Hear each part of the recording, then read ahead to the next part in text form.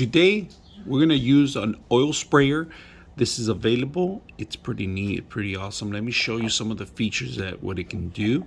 So right now I fill it up with oil first. I rinse it out prior to using it. All right, make sure you take off all the dust that's in particles that are included in the packaging. So I would suggest rinse it and then fill it up. So on the top it tells you right there off and on, and basically it's just a twist. You twist the top so you can uncover it. I'm going to try to do this with one hand. There you go. You uncover it and then you start spraying. That's pretty much what you do. So we're going to actually use it to spray today. So nice oils. You could put your mineral oils, your oils to cook. This is a cooking oil that we're actually going to put in here. You could put your olive oil, your avocado oil.